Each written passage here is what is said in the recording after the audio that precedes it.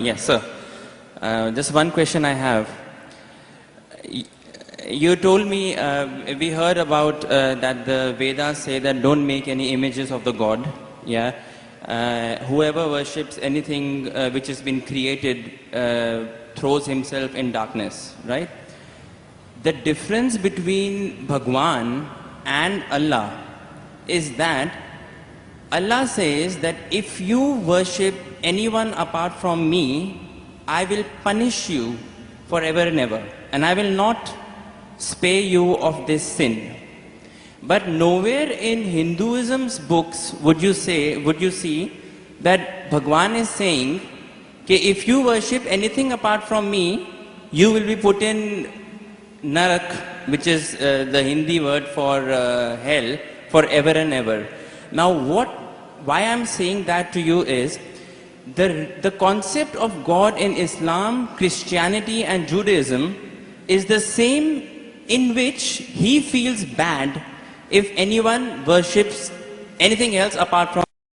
But the concept of the other side of the religions, which is Hinduism, Buddhism, or those sides, the concept of God there, I think, is more, the God of those religions is more large-hearted, because he doesn't say to you that I'm going to put you in hell if you don't worship me. Although I understand that it is wrong to worship idols, it is wrong to worship created things.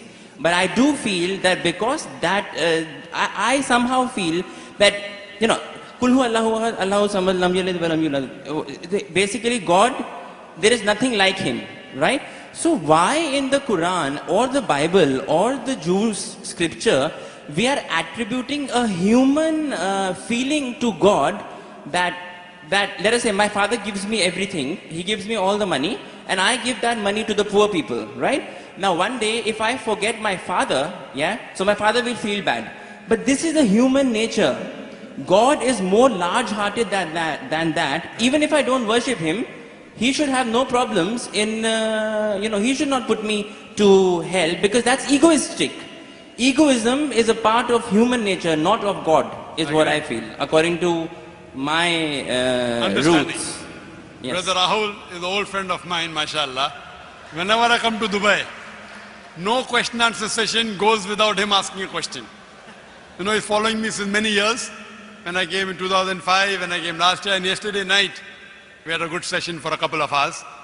And though he didn't mention his name, he's Rahul, mashallah. And we pray that may Allah guide him. Inshallah, may Allah give hidayah. And he asks very good questions. Always difficult questions, very good questions. I like it, it's a challenge for me. He asked me new question. I like challenges. And always I say he asked a good question. This is one of my last questions, sir. One of my last questions. Last question before you accept Islam. One of my last questions. Before you accept Islam. Clarify this, then it just struck me. Actually, I was leaving. He told me he will not accept Islam in public, so I don't know problem. No, it's okay. You clarify me on this. I'll clarify with you, and I won't ask you to accept Islam in public. We have done that yesterday. Sir, Islam is a glorious religion, and it's given me a lot of peace, and I can say many good things about it, but please clarify some doubts. I'll clarify. You told me you have spent more time studying Islam than what you spend time in getting your degree of engineering. It is right, yes. That's right. And I enjoyed more. Therefore, I enjoy your questions also. The brother asked a very good question, very attacking, very tricky, difficult question, that he understands that all the religions, Christianity, Islam, Hinduism, say there's no God except one God, don't make images, don't make idols. But Islam goes a step further. He will forgive any other sin except the sin of shirk. Surah Nisa chapter 4 verse 48, Surah Nisa chapter 4 verse 116. Yes. But in Hinduism and Christianity, nowhere does it say that if you do shirk, Allah will not forgive you. Before I ask you a question about large-heartedness, you know, nowhere does the Quran say that if you commit a murder, Allah will not forgive you. Brother, nowhere does the Quran say that if you commit murder, Allah will not forgive you. Does it mean that I will go and commit murder? Brother. Repeat again, sorry? Nowhere does the Quran say that if you commit murder, it is the second largest sin in Islam. In the major sins, number 2 is committing murder of an innocent human being. Yes. After shirk is murder. Though the Quran says in Surah Ma'idah chapter 5 verse 32 that if anyone kills any innocent human being, unless it be for murder or for creating corruption in the land, it is as though you have killed the whole of humanity. But nowhere does the Quran say that if you commit murder, Allah will not forgive you. Allah will never forgive you. Does it mean that I will go and commit murder? No. Yeah, enough. Same way, when the Vedas don't mention that if you don't do shirk, Allah will not forgive you, you should not do shirk. I understand. But Very what I'm good. saying is, You are an understanding person. I'll come to the large-hearted one afterwards. I haven't answered your full question. I've only answered the first part of your first question. I'll come to your large-heartedness afterwards. yeah, I mean, I'll come to it. That's fine. Yeah. But I like, cutting down the questions so that you understand better. Yes. Or if you understand, the other people also should understand. Sure. You're an intelligent person, I know that. Sure. MashaAllah, engineer Thank done you. from UK. That's what he told me yesterday. Fine. Now coming to your part of large-heartedness. Yes. That in Islam, if you don't do this, I'll punish you. That is a human nature. That if the father gives money to the son, son gives in charity, tomorrow the son doesn't ask about the father, so father feels bad. It's human nature, I agree with you. God is far superior, I agree with you. Yes. So why does God feel bad? Yes. Very good question, very intelligent question. Inshallah you will get convinced. I won't ask you to accept Islam here in public. Sure, sure. That we have done that yesterday, fine? Yes. Now, the Quran says, Allah subhanahu wa ta'ala does not require you, you require him. Now Yes. coming to the question, now I'm making your question more easy. Why we have to say Allahu Akbar, Allah is the greatest? See, Allah asks you to say Allahu Akbar, Allah is the greatest. Say tomorrow if you don't say Allah is the greatest, do you think Allah will become less? No. No. Yeah. Whether you say or not, Allah is already the greatest. Irrespective whether you say or not, it will make no difference, not even an iota of difference. He is already the greatest. He will remain irrespective whether you say or not. Why does he ask you to say that is the question. The question is, Allah subhanahu wa ta'ala knows the human psychology. Yes. For example, your mother has a heart attack. And now, you have heard of a very famous heart specialist in the world. Now, if you know he's famous, he will give you some advice for your mother. Another person who's unknown, he comes and gives you advice. Whose advice will you follow? I would follow the advice of the specialist. Yes. Why? Because you know he's number one, he's most famous. Yes. So the reason Allah asks you to praise him is not for his benefit, it's for your benefit. Yes. Because the moment you praise Allah, you will follow his advice. Agreed. By following his advice, Allah will not benefit, you will benefit. Yes. By the doctor giving advice to you, he will not benefit. Yes, you may give him fees so that way he'll benefit. Yes. You aren't giving any fees to Allah. Right? Yes. So Allah doesn't benefit anything.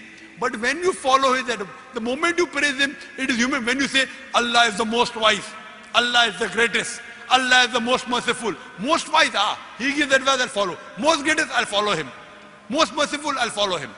So you say all these praises not to benefit him, to benefit yourself. Agreed. Yes. So when you worship him, it does not benefit him, it benefits you. Yes. When you follow the advice of the doctor, it will benefit if you give him fees. Yes. Fine? Yes. You don't give any fees to Allah. Yes. It benefits you. Yes. So same way, Allah is large-hearted. By punishing you, do you think he will benefit? No. Yeah. By punishing you, he will not benefit. But he is giving you a fear. Why? If you have alcohol, he will punish you. If you have drugs, he'll punish you. Whether you have drugs or what difference does it make to him? Now, if he says, don't have drugs, but if you have drugs, I will not punish you, then will you have drugs or not? You will have. If I give an examination, write 2+. No, I won't have. If I'm convinced it's wrong for me, I won't have. I don't need that fear of the hell. The Correct. fear of the hellfire to be put in my mind Yes, to yes. avert me. God convinces people in different ways. Some people with reason and logic. You're a logical person, you're convinced with logic. Some people want fear, some Yeah. people want punishment, some people want reward. There are 3-4 types of ways which Allah speaks. You get convinced with reason and logic, you're like me. Yeah. You're like me. Yes. Yes. Some people, they are not reason logic. Leave logic. I'll get reward, I'll do it. I'll get punishment, I'll stay away. Now, there's a teacher taking an examination. 2 + 2 is how much? 4. Convinced? Now, there are some people, the teacher says, okay, now in the examination, those who write correctly will get plus point, will pass. Those who don't write correctly will fail. Now, when the teacher is telling hundreds of things, it's difficult for everyone to remember. But if you want to remember, you write. If you write correct, I'll pass you. If you write wrong, I'll fail you. So now the student starts memorizing. He starts like you passed to engineering. You are afraid of failing. Yes. If you wouldn't have studied, you would have failed. So teacher said, no problem. Even if you write wrong, I will give you part degree. Will you study? No. Though you're logical, you understand Boyle's law, you understand trigonometry, you understand chemistry, but to remember, you have to stay awake, you have to slog. Teacher said, no problem, you understood? You write in the examination, right or wrong, 2 plus 2 is 3, I will pass you. Will you study? No. The teacher says, now your aim is to get the degree. Yeah. Once you understand, if you fail, you won't get the degree. Yeah. So here Almighty God speaks logically. Some people logically, it doesn't make a difference whether hellfire is there or heaven is there. They logic. Other people, you do it, you get a reward. Like when you speak to your child, sometimes you speak logically, sometimes you say, I'll give you a chocolate. Yes. Sometimes, ek lafa marunga. Yeah. Yeah. I will give you one slap. Yeah. So this is what God knows, the psychology of the human being. He's a creator. Sometimes logic, sometimes reasoning, sometimes reward, sometimes punishment. But once he says, he has to follow. He can't lie. Once he says, he has to follow. So he's trying to convince you. Suppose your son. Yeah. Yeah. I know you're not married. Yeah. I know you're not married. Inshallah, one day when you get married. And if your son. Yes. And your son, inshallah, will marry a Muslim, inshallah. Yes. Inshallah. So your son, when you have a son, Yeah. 5 years old, he wants to jump from 10th floor. You say, my son, don't jump, you'll die. I want to jump. You will die, no problem, I want to jump. One slap you will give him, right or wrong? Yes. You will tell him, I'll slap you. Yes. Yet if he wants to jump, you will slap him. A Yes. father is cruel to be kind. Is your intention to hurt him? No. Your intention is to hurt him little so that he prevents from the bigger hurt. Yes. Fine? So here if he says, no, I'm only acting. Maybe for small time you will think, I'll punish you, and you don't punish him. But if he wants to jump, you will not wait till he jumps. You will give him one tight slap. The same way God here, he tells you this is good, this is bad, this is reward, this is punishment. And once he says something, he's honest. So Islam, God is the most kind. Kinder than the concept of God in us. Why? That means he's more kind. He wants the human being to improve. The other God, okay, no problem. Even if you write wrong, I'll pass you. What kind of a teacher is this? Suppose tomorrow, there's a student studying with you. He writes wrong answers. You stay awake in the night. This person plays hooky, enjoys, writes everything wrong. And the teacher says, both get first class first. Will you be happy with the teacher? No. Why? You are a very unkind person. Very cruel. Unkind, not a good human being. I am wrong. Because you believe in justice. So besides God being kind and merciful, He is also just. Imagine someone rapes your sister, rapes your mother. God says, no problem. I'll forgive. On the day of judgment, won't you tell God, why did you... I'm not saying that he should not punish wrong deeds. But he is putting on his own self that if you associate partners with me, along with worshipping me, if you worship someone else, even then I will not forgive you. That's the right thing. That's egoism. If the doctor says, Yes. if suppose the heart specialist tells your mother, see, this is a good thing, have only this medicine, nothing else. Someone else says, okay, have this medicine also. So that heart specialist tells you, if you mix it with something else, the mother will die. So will you listen to somebody else or not? Will you listen or not? Heart specialist saying, don't have anything else except this sorbitrate. Keep it below your tongue. Yes. Now another doctor comes, I'm a very good doctor. You don't know him also. Will I you will listen to heart specialist. Correct. Yes. Heart specialist specialized, but God is a bigger heart specialist. So heart specialist you want to follow, you don't want to follow your creator who's created your heart. Yes. So you, being logical, Yeah. when you want to follow the heart specialist, when the heart specialist tell you, don't listen to anyone else because they have told you the total truth, that heart specialist can be wrong because he's a human being. Almighty God, when He says, do not worship anyone else besides me, He knows that if you think somebody else is also the greatest, And if you follow something wrong, it will harm you. God does not want to see to it that his creations are harmed. He is going out of the way to give you an ultimate warning. Other sins, maybe I will forgive. That is one type of murder, is one type of sin, very wrong, second largest. But one, if you worship somebody else, you can do anything. You can start murdering, you can start having drugs, you can start raping. It's too dangerous.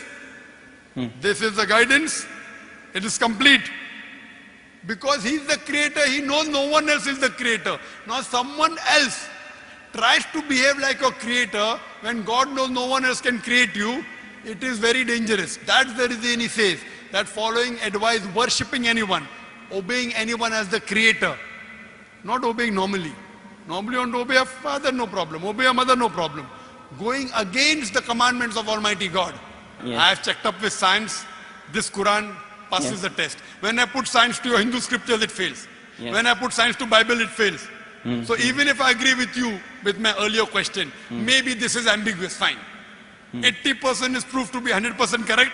20% is ambiguous. Inshallah, logically, even this will be right. If I have to put that way. 100% of it is proved that it is correct. If 20% ambiguous is I'll there, tell you one thing, brother. Your mind hasn't reached that level. My mind hasn't reached that level. right. The science hasn't reached that level. Maybe 100 years afterward, 1000 years after, it will be proved 100% correct. We are limited. The problem is in you and me, not in the Quran. Similarly, but a person who's very powerful, a person who's a heart specialist, he knows this stuff very well. He'll be sure. Do this, nothing else. A person who's not sure, okay, have this medicine also, have that medicine also. So person who's cocksure of himself, like the Creator Almighty God, he will give this commandment. Now he's cocksure. You are not cocksure about him that he's the Creator. Yes. Once you're cocksure, you will follow. I am cocksure that this is the word of Almighty God. You aren't. Yes. So once your research gets complete, Yes. you know very well that the other scriptures don't pass the test. Yes. I challenge you to get any scripture that you know of which is even close to the Quran. No, this is the strongest. This is the strongest scripture that that's so, for sure. So when you know, Yeah. I can't ask you to accept because you know we spoke yesterday. Right, okay. But when you know it is the thing, then the ego is in you, not in Almighty God. The ego No, is I in don't have you. ego. I don't have ego. And I pray to I Almighty told you, God. of all the ones I have read, this is the strongest. I Yeah? pray to Almighty God. You know, because I love you, Rahul. Yes, I love you too. I love you. That's the reason I pray to Almighty God to give hidayah. You don't have to proclaim. You asked me yesterday, do you have to proclaim? I said, no, you don't have to proclaim. Yeah. So I think that you are a person who submit your will to God, and may God guide you, and may you get a good submitting Muslim life partner. Thank you. Thank you. The next question